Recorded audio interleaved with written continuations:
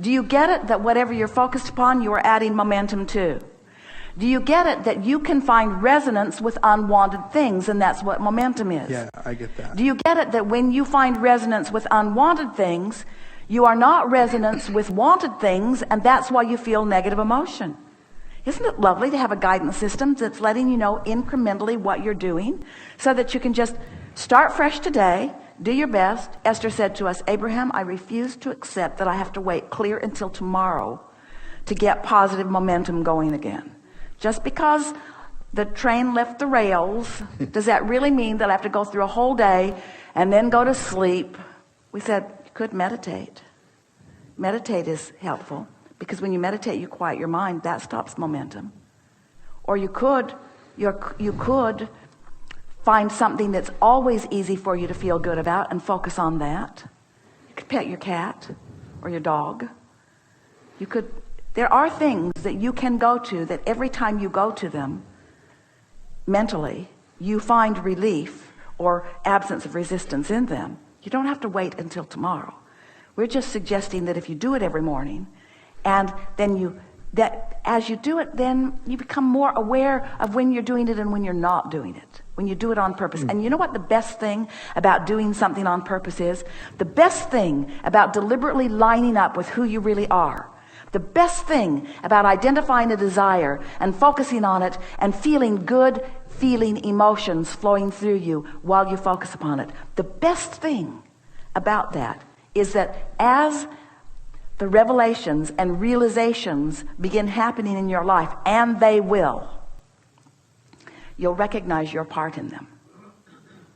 That's the best part of becoming a conscious, deliberate creator, is that you'll recall, oh yeah, I remember I did a focus wheel about that. I got myself feeling really good about that. I know I left my resistance behind about that. And now here's evidence of the shift in my vibration. You all are in such a good position because you have this platform of well-being that you stand on.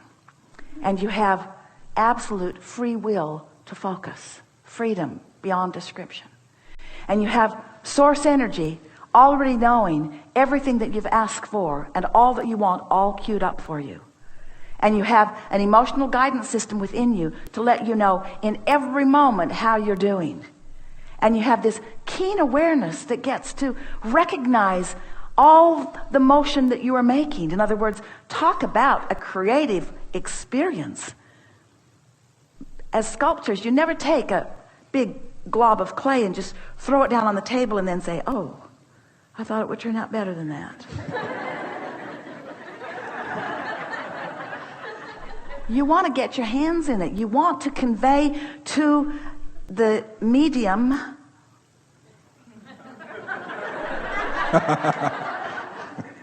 your idea of how you would like it to look. And so this is an exercise of positive creativity. You're not here being challenged or tested. You're here with every resource imaginable. And when we say that, we could not mean it more. Every resource imaginable there for you to focus toward what matters to you. So when you focus and you just feel sort of good, and you acknowledge, I just feel sort of good, and then you stay focused on it a little longer until you really feel your juices begin to flow, and then you're really feeling your juices begin to flow until you actually are finding yourself feeling excited about the idea of it, and then manifestations start happening to help you to realize it even further. You begin to feel exactly as you are, like the most blessed being in all of the universe, with all of these resources flowing to you and through you. But you've got to adjust to the stream of the resources. If you summon more than you're up to speed with, it's a little jerky. If you summon more than you allow, you have a really rough ride. If you don't summon as much as you're up to speed with, you feel lethargy and boredom. In other words, you're the one that gets to decide how it is, and you get to decide it not just every morning, you get to decide it all day, every day. You get to decide it in every encounter that you have with every person. You get to decide it in every thought that wafts into your consciousness. You get to decide. We're watching Esther now, and she's discovering a thought will begin to just waft into her consciousness, and she will contemplate the thought and acknowledge, is this a thought that I want to increase momentum on or decrease momentum on? And just like that, she's able to change the subject in her own mind. This is a new understanding. This is law of attraction at its most advanced understanding, you see. That's helpful, because that was going to be the next tidbit is when I'm interacting with people that are on lower flying discs and they throw a dart at me because they don't agree with where my stance is, and there's that divided here's the thing about that. You get what he just said, don't you? So the other day, Esther had a thought. She really pushes my buttons, Esther thought. And then Esther had this very clear thought, standing there with a great big old button out there. Push it, go ahead, push it, just push it. I dare you, push it, push it. Sure enough. So first of all, you get what he's talking about, the lower flying disc. We've been talking about get on your high flying disc. Then there's the Henri disc and so on. It's like the seven dwarves.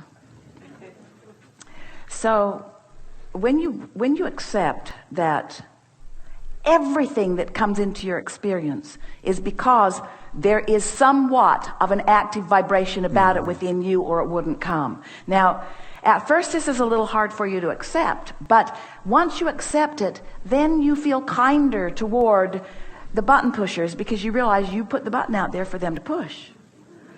And the good news about that is, until you had this encounter maybe, in this moment, on this day, you didn't realize that button was so active. And so, but now people have started pushing it. Don't you find that? Don't you have sort of days that seem to follow a theme? Aren't there just days that follow a theme? You didn't realize you had that theme button out there, but so many people just walked in and said, oh, boom, oh, boom, oh, boom.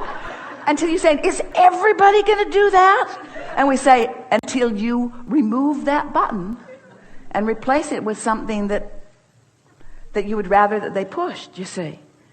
So Esther had, you ready for this? Leading edge creators, at her on the leading edge, understanding law of attraction. You are. Can you feel the advancement in the understanding of law of attraction in this conversation? So Esther has been doing a process. In fact, she's putting together some booklets to make available for you in case you want to follow her morning ritual. She's been doing it for a while and loving the experience of it. So the process, at one point, she comes to this place where she takes 12 people that she's likely to interact with today and calls them her dominant co-creative partners. And it's a range of different people. Some that she works with, some that she's family with, some that she's friends with, some that she's likely to run into in a professional way in some way today because there's a meeting. So she just lists the top 12 for today, and then she began just sitting to make a list of positive aspects. And what she began to notice, she was writing things because her reason for wanting to write these positive aspects is because she's wanting to tune herself to the best of them. Makes sense, doesn't it? So she's finding herself writing things like steady, hard worker, efficient, effective. She did this for a week, and then for another week, different people. And then she had a thought one morning. It sort of just wafted in from her vortex, and she realized she wants to put fun. She wants to put understands their worthiness. She wants to put experiences unconditional love. And it made her realize that she was, with all of her well-intentioned process, she was actually evoking from them some of the very things that she doesn't want to be evoked from her. In other words, are you following this a little bit?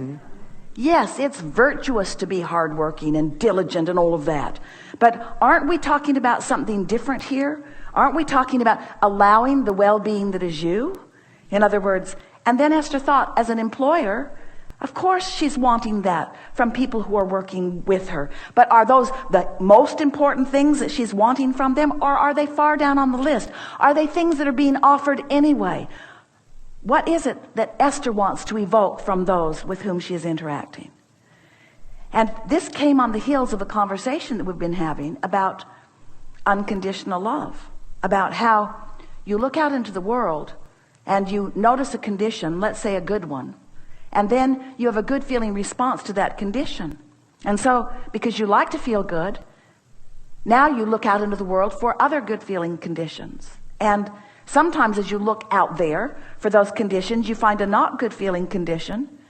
And now it feels to you like the condition needs to change so that you can feel good.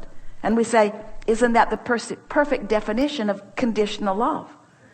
And so we've been talking about what you are wanting to do is create an atmosphere, a vibrational atmosphere or climate or environment around you, so that you are offering a vibration, so that you're setting up your buttons that will be pushed by those who are coming into contact with you. You're wanting a vibrational environment, and you want to be responding to life from that, not from the conditions that are out there. Are you following us just a little bit? So when something occurs in your life experience, a good question, Esther's been asking it a lot of herself recently. All right, am I responding to a condition that's out there over which I have no control? Or am I responding to the climate that I have been practicing? And so now, you're with us, aren't you? So now, Esther's writing her list of positive aspects of people that she cares about, and realizing that she is actually placing conditions upon them. She thought, this is how we all got trained that way. This is how we got trained away from our own guidance into jumping through hoops for others. They gave us rewards for being diligent. They gave us rewards for showing up on time. In what case did anybody give you an award for having the most fun? When did they give you the award for coming in unconditional love? I know that you're here in unconditional love, but did you get anything done today? And so there's a sort of reorienting that you're wanting to do with those that you care about, you see. We know that this was way out here on the leading edge, but it is so core to every relationship that you have, because when people are yanking your chain or pushing your buttons, or they seem to be on a lower flying disc and you're responding to them, and you say, oh boy, my life would be so much better without you, or if you were different in this way or in this way or in this way. And we say, this is what's going on in your world. You're saying, you all need to be different than you are in order for us to feel good. And so we will put these restraints or these controls upon you, when what everyone has to understand is that you equal your own point of attraction, and there are not going to be enough laws or enough jails or enough bombs or enough influence, enough controlling of conditions for you to live the happy life that you want to live. It's an inside job, you see. So you get up in the morning, you reach for the thought, and you practice it until you've really got it, and before you know it, you're moving through your world, and all good things are coming to you, and others are looking at you, and they're saying things to you like, I don't know why, but I feel my very best when I'm around you. They're saying things to you like, you bring the very best out of me. I'm more brilliant when I'm with you than at any other time. I'm more funny when I'm with you than at any other time. I feel the very best when I'm with you than at any other time. Don't you want to elicit that from your mates and from your children and from your coworkers and from strangers on the street? Isn't that who you are? Isn't your point of attraction everything? And is their point of attraction any of your business at all? And is the way they behave, is it up to them to change their behavior so that you can feel good about their behavior? Or is it up to you to change the way you look in general, so that you're sifting and sorting and seeing that which is a vibrational match to what's active within you? These are the secrets of the universe, friends. This is living life in the way that you have intended.